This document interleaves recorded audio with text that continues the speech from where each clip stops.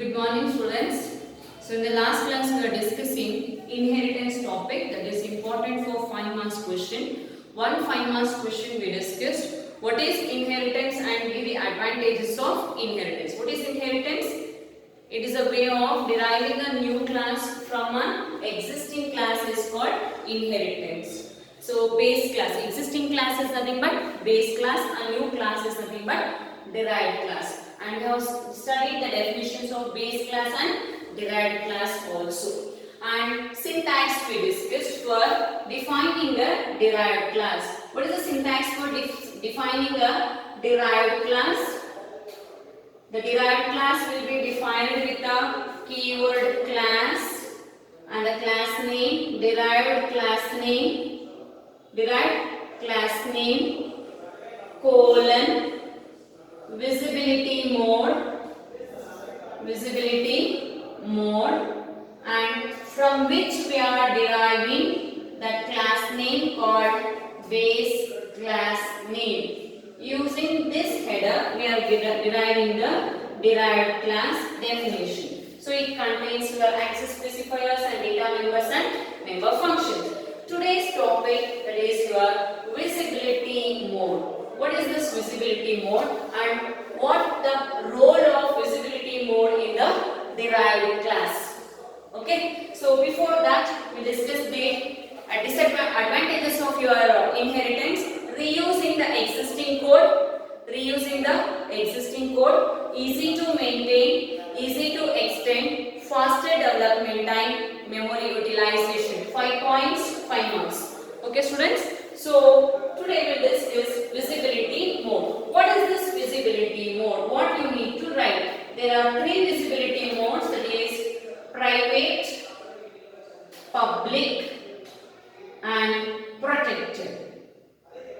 So these are the visibility modes we are using when we are inheriting the properties from the base class to derived class. It is important to mention that visibility type of derivation in which we are going to derive, how we are going to derive the derived class using the base class, that is gives you your visibility mode. If you write here instead of visibility mode as a private, then we are deriving with the private derivation from the base class. If you replace this with a public, then the properties of the base class we are inheriting to the derived class in the public visibility mode. If you write that one as a protected, then the base class properties are inherited through the protected mode in the derived class. If you use that private, how it is going to be available in the derived class? If you use the public, how it is going to be available in the derived class? If you use the protected, how it is available in the derived class? We discuss one by one. First, what is your visibility mode? Visibility mode is nothing but availability of base class features in the derived class. These are the base class members. We are using class members, that is your access specifiers, private, public and protected. If the members are private, and if you use, once again, so derived class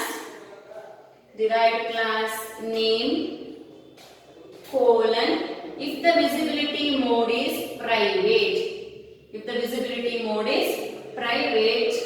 then your base class private members, visibility mode in the derived class as private, a base class private members cannot be inherited. And if the visibility mode is private, public members of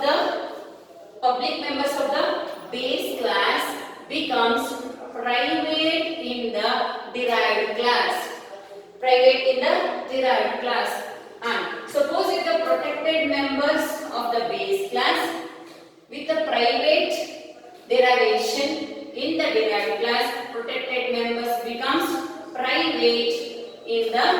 derived class. In the derived class. How to write? Write a word private. Private base class members. Private base class members cannot be inherited in the derived class. In the derived class. This is the first point for private. Visibility mode is private. Public members of the base class. Public members of the base class becomes. That means up to here it is a common. Becomes private in the derived class. In the derived class. Third point, protected class members. Which class members? Yes, base class member. Protected base class members becomes private in the derived class. In the derived class. What is the syntax? Class, derived class name. Visibility mode is private base class. If you use the visibility mode as a private members of the base class, cannot be inherited in derived class. Public base class members becomes private in derived class. Protected base class members becomes private in the derived class. Are you getting? Then we move for the public. If the visibility mode is public, so now you need to give the explanation for public. Private members of the base class cannot be inherited. First point is same. Private base class members cannot be inherited in the derived class with the public visibility mode. Then public members of the base class remains public in the derived class. Public base class members remains public in the derived class. Then protected base class members remains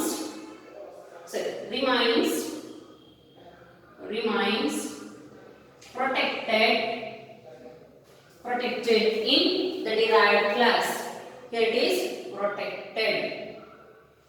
Protected base class members remains protected in the derived class. Then we move for the protected.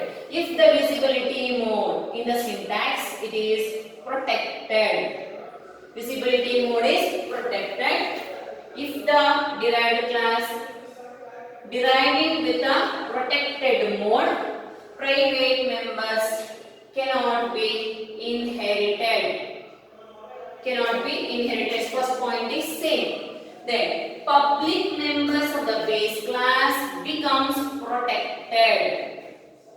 Public base class members becomes protected. Becomes protected in the derived class.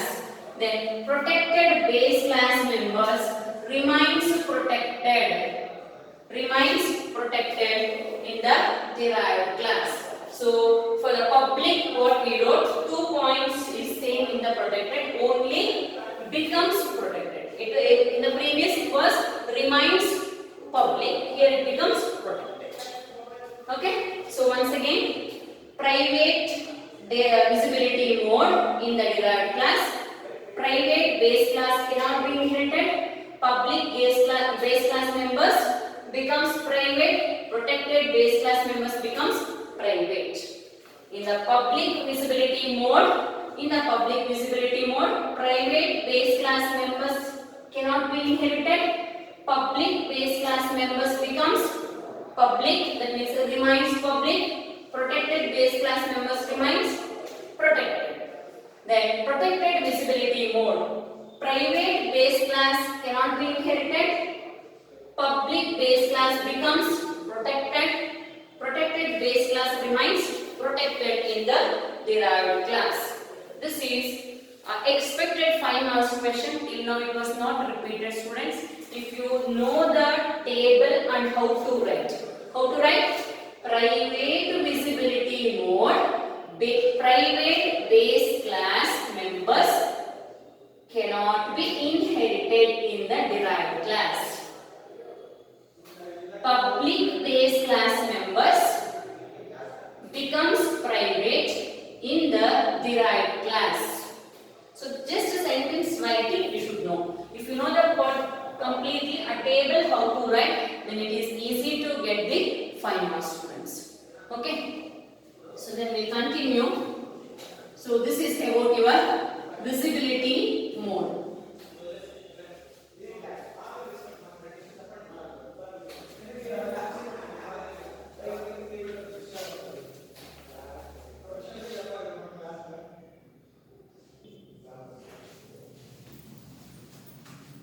So now we'll continue our discussion with the types of inheritance.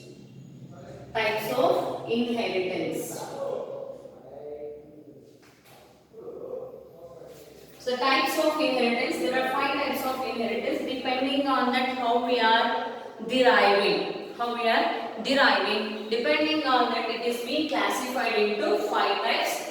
First one, single level inheritance. Single level inheritance. Then multi-level inheritance.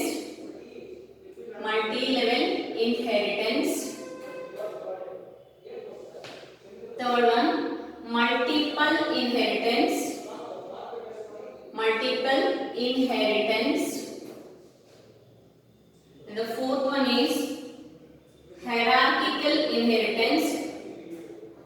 Hierarchical inheritance. Then the last one is hybrid inheritance. Hybrid inheritance. Today we will discuss only 2 inheritance. Then in the next class we will discuss the remaining types. So the first one is single level inheritance. The name itself was telling it is a single level. Only one base class will be there. Only one base class. Using that we are deriving the only one base class. Only one base class. That means a new class is derived from only one base class. Only one base class are called single level inheritance. Single level inheritance. Single level inheritance. So the definition of this, a new class. Which is a new class? A derived class is a new class. Is derived from only one base class. Only one base class. Underline the word. A new class is derived from only one base class is nothing but single level inheritance. See here, for example, A and B. Here A is base class, B is derived class. B is derived class.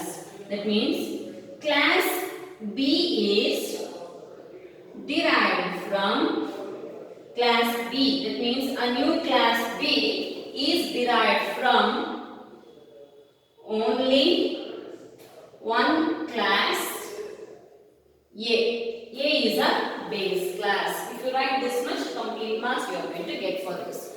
So what is the single level inheritance? A new class is derived from only one base class is nothing but single level inheritance. Nothing but a class B is a new class now. Class A is a base class. A class B is derived from class A. A class B is derived from class A. Hence, it is a single level inheritance. For this, one more question you are going to arise here. So here, one more 5 marks question. What is single level inheritance? Explain with the syntax and example. Example is your lab program.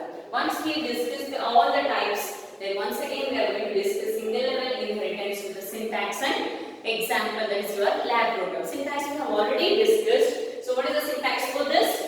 Derived class. Class, derived class, colon, visibility mode with the base class. That is your single level inheritance. Then we move for the second one, that is your multi-level inheritance. Multi-level inheritance. Here, 2 or more classes will be here. One base class is derived, one derived class. So derived one is already derived with the base class. So this is going to be derived another class, derived 2. It may continue. It may continue. Now this is a new class. It is derived from derived class. It is already derived from base class with this. Okay. So this is the block diagram for your multi-level inheritance. A new class is derived from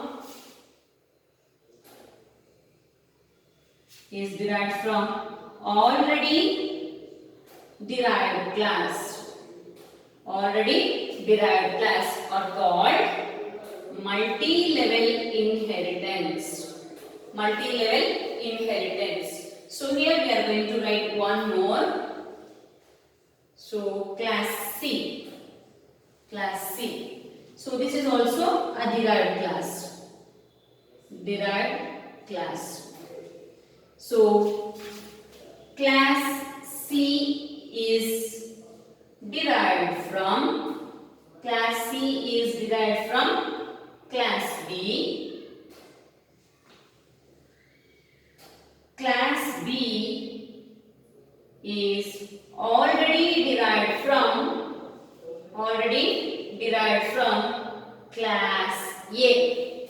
Already derived from class A. That means this properties, class C contains properties of B. Through the B, class A. Then class C has class B and class A features or properties along with its own features. So your class C has the rights to access the data which is present in the class B as well as data present in the class A. How? Class B is already been derived from the class A. So class C contains properties of class A and class A and class B along with its own features. Is called multi-level inheritance. What do you mean by multi-level inheritance? A new class is derived from already derived class. Is nothing but multi-level inheritance. Here in the example, class C is derived from class B. So the class B is already derived from class A, so that a class C has the properties of class B, class A and its own features or its own properties. Okay. So the remaining 3 we'll discuss in the next class. Okay. Thank you, students.